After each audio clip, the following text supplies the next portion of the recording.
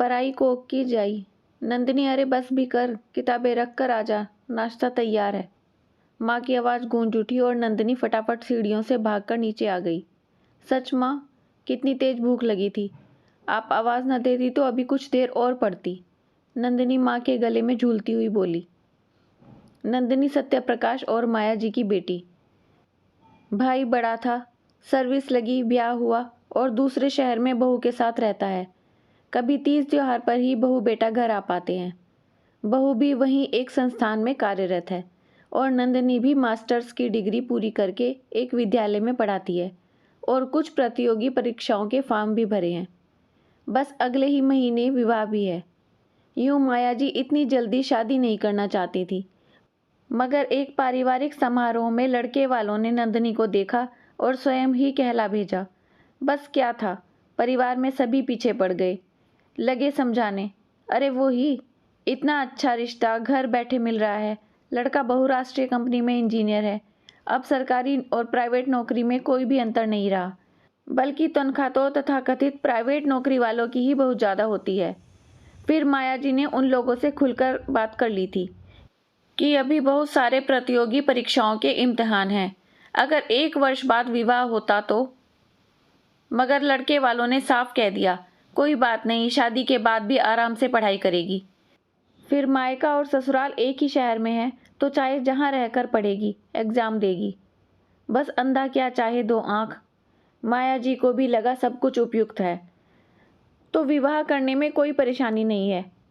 नंदिनी के ससुराल में एक बड़ी ननंद जिसका विवाह हो चुका है, बुजुर्ग दादा दादी और माता पिता, बस इतने ही लोग हैं। माया जी बेटी हो या बहू घर पर हो, दोनों से एक समान लाड लड़ाती थी। बेटा बहू घर आते तो खुद ही किचन में खड़े होकर ढेरों पकवान बनाती। कहती थी दोनों अपनी अपनी नौकरी की आपाधापी में तरह तरह की चीज़ें कहाँ खा पाते होंगे, मैं ही बच्चों को बनाकर खिलाकर अपना अरमान पूरा कर लूँ। और नंदिनी, हल्का सा भरा शरीर, प्यारी सी गुड़िया जैसी। बस माया जी को ही चिंता सताती थी, बस जरा सी दुबली हो जाए तो। कोई बात नहीं, अभिषेक और उसके माता पिता को तो उसका यही गुड़िया जैसा भरा हुआ चेहरा ही भा गया। फिर क्या।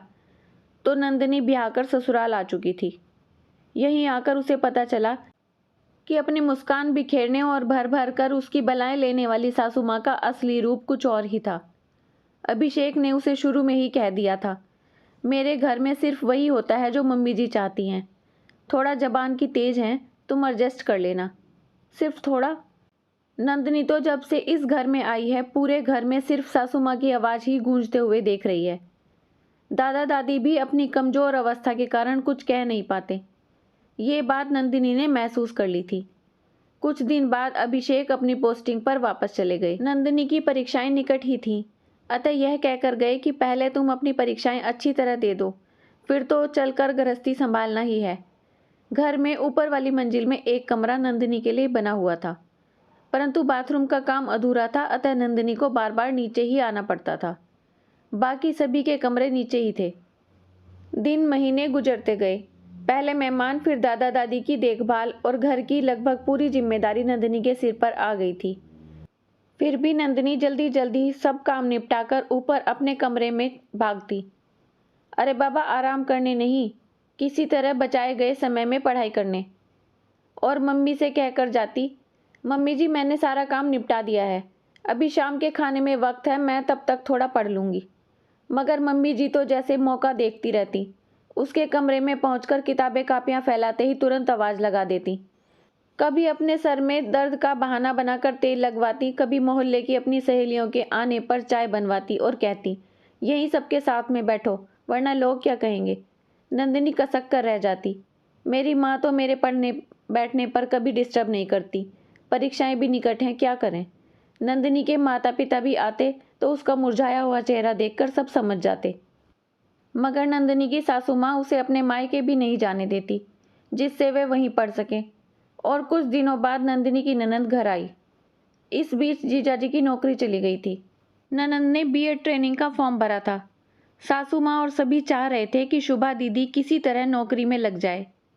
दीदी के आते ही मम्मी जी ने सख्त निर्देश दे दिया, देखो शुभा को कोई तकलीफ न होने पाए, उसे खाना बनाकर कमरे में ही थाली पहुंचा देना।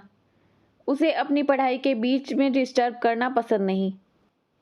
अगर कोई आए जाए तो तुम ही सब देखना, वैसे भी पढ़ाई के साथ दुनियादारी निभाना जरूरी नहीं। नंदिनी निशब्द मम्मी जी को देख रही थी। जो मम्मी जी ने कहा वो पूरा कर रही थी। आज जीजा जी आए हुए हैं शुभा दीदी से मिलने। दीदी यहीं रहकर पढ़ाई कर रही है ना?